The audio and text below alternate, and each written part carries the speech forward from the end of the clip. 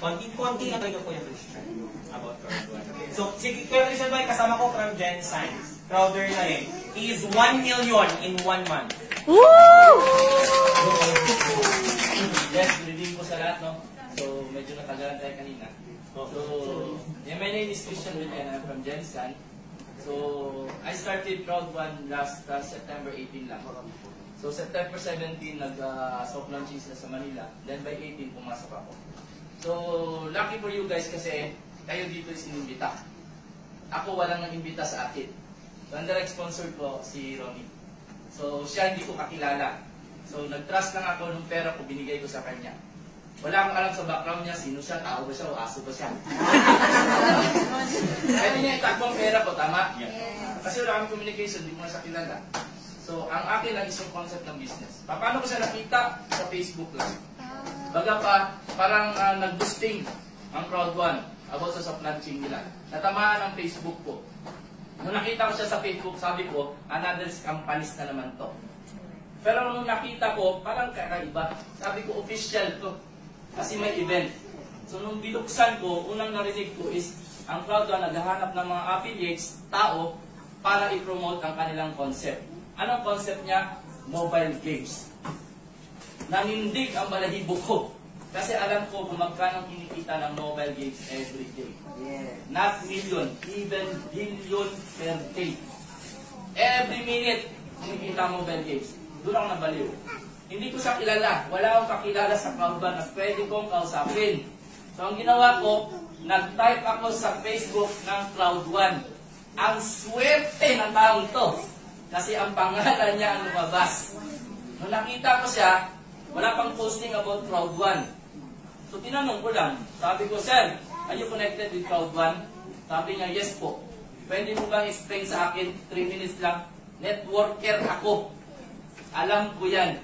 So sabi nga sa akin, Sir, nasa plane po ako. Wala akong pakialam. Explain mo sa akin ano ang Crowd1. Demanding. Sabi ko sa kanya, Sir, pwede pagbaba ko na lang, punta akong Cebu. Ganito ba? Hindi, Sir. Mamamatay ang cellphone pag nasa taas ka na. Narinig ko kayong, fasten your seatbelt. O Sir, wala pa kayo nakalipad. Explain mo na sa akin. Maintindihan ko yan. So explain siya konti, ganito, ganyan, naintindihan ko na.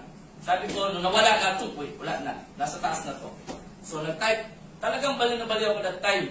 Sabi ko, type na naman ako siya, Sir, duwa ka ng video, Sir, pagdating mo ng Cebu. Walang hiya to, ang ginawang video. Nung dumating sa Cebu, inag ako. Ang ginawa, oh, I'm here in Cebu. Ang nasa likod, helicopter. Sinundol ng helicopter. Pupunta sa isang isla para mag-present ng Crowd1. Sabi ko, ano bang negosyo ito? Bentahan ba ng baril to? Pero isip ko sarili ko, iba to. Kasi connected siya doon sa, sabi natin na, military, buong military troop ang niya. Sabi ko, iba to. Sabi ko niya, Sir, gawan mo na lang ako ng video, send mo sa akin kung paano kumita. So doon lang nag-start. So sabi ko sa kanya, Sir, walang problema. Bigyan ako ng 6,000 sa'yo. Kung ano man ang mangyari, bahala na. Sabi ko sa kanya, kalaki-laki ng utang ko, Sir. Baka ito magkatulong sa akin. So to cut the long story short, ganito ang nangyari. So sa 6,000 ako nag-start, in 2 days, kumita na akong 40,000 pesos. Wow! 6,000. Bakit ganun kabilis? Networker nga ako. So isang tao ang kinuha ko, nasa likod. Pero ba yun? Kaway-kaway. Yan, pinakahalimaw sa Davao. Ayan. So, ang isang grupo ko is, karamihan doon, mga AIM Global. Yung taga-AIM Global dito. Ako! Yun.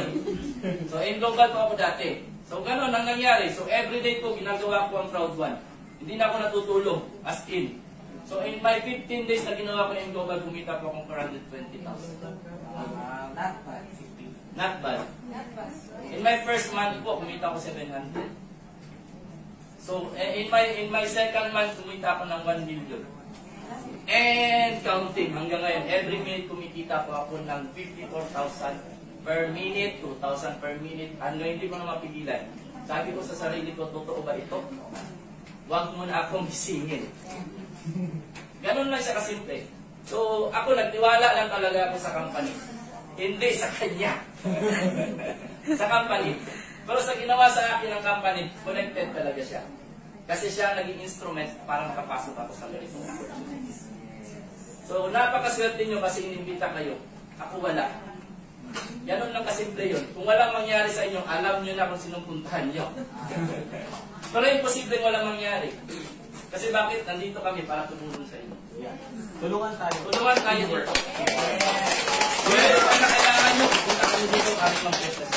We will not let the group, hanggang wala pang nag-million dito. Yes.